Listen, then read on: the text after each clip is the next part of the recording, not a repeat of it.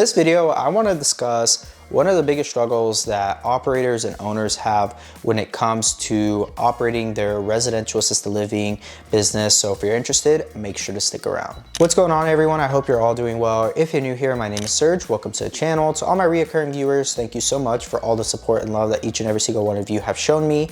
And if you have not yet, make sure to go check out the God Made podcast on most streaming platforms. Also, feel free to go check out LegionAssistedLivingAcademy.com, where I teach how to start your own facility from A to Z. Also, you can book a one-on-one mentorship call with myself or book a full day and come spend it with me at LegionAssistedLivingAcademy.com. And if you have not checked out ValleyALFVentures.com and you're a limited partner or a passive investor looking to invest into this niche, feel free to check us out. Also, if you're an operator looking to potentially expand or sell your facility, feel free to reach out to us. We would love to have a conversation with you.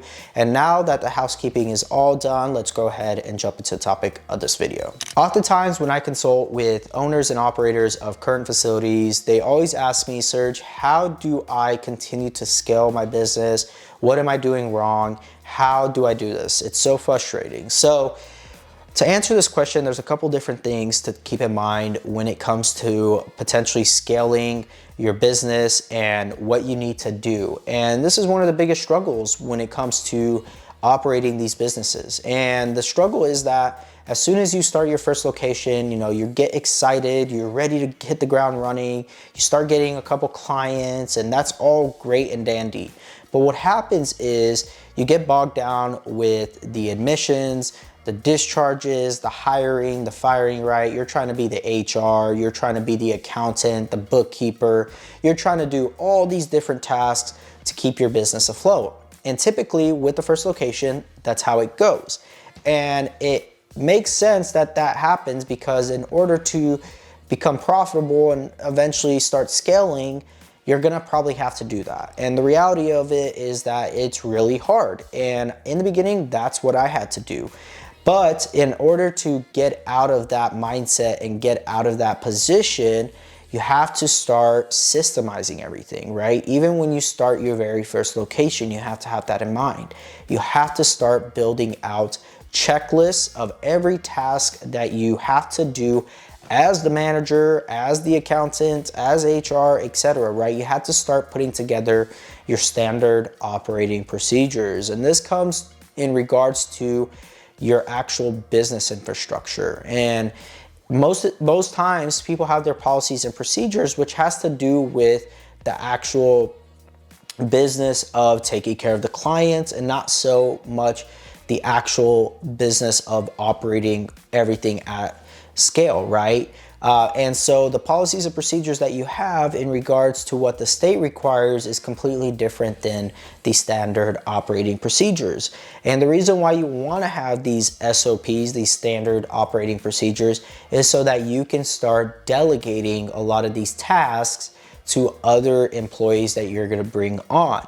And so oftentimes these business owners, when I do ask them, hey, talk me through your standard operating procedures. What do you do in this scenario?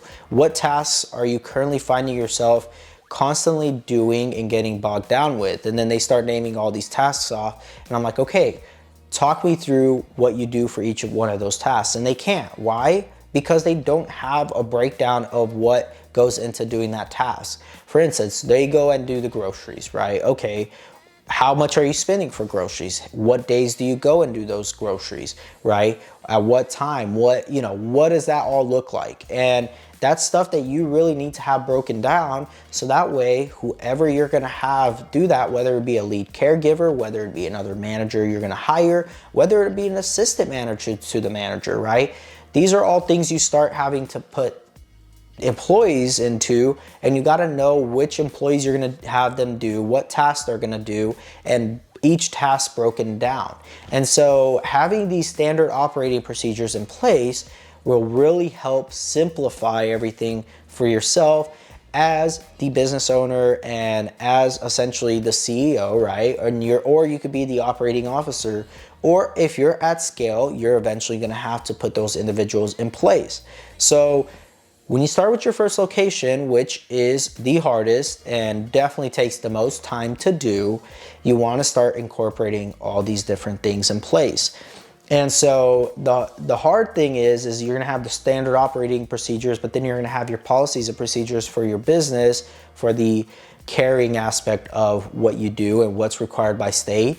And so you're gonna have to keep track of both of those, right? And working with somebody who's a great manager is gonna really help you break all that down and really make sure that your staff is abiding by those policies and procedures required by state, and you can really focus on putting together the standard operating procedures and making sure that the manager is following those standard operating procedures that you put together. State doesn't require those standard operating procedures in most cases, so that's something you're gonna do for your business and to be able to scale. And so this is something you need to definitely start developing and putting together as you go into your first location and as you continue to grow. And most people really don't have a good tracking method for when it comes to all of this. When I go and do any type of acquisitions of any current businesses that are operating, you know, you ask for the most simple things and they can't even dig it up, right? Because they don't have a good system in place for when it comes to documentation, when it comes to making sure everything is in compliance, making sure all of that is taken care of, right? And so it is very important to start putting all of this together.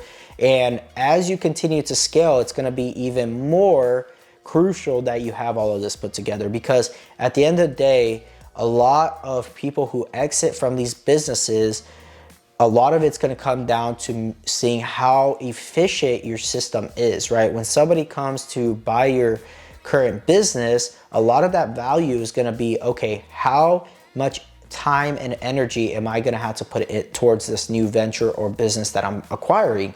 And so the more simple you can make it for future buyers, or for when you go to potentially sell it, that's essentially a lot of value is going to be held in that, right? And you can present it to a buyer and they're going to be more willing to pay a premium for that versus your competitor who is maybe lacking a lot of those systems and those standard operating procedures and the infrastructure that you've built out. So keep all of this in mind as you guys get started. I want to help you and encourage each and every single one of you to think bigger and beyond just having 1, 2, 3, 4, 5 facilities. I want you to start thinking even bigger, right? And another thing is, when it comes to scaling, you got to think of efficiency, right? You got to think of your infrastructure. You got to think of the employees you're going to bring in and what those employees are going to be doing, right? You want them to be efficient to allow you to continue to grow, and that way they can have that upside potential with you.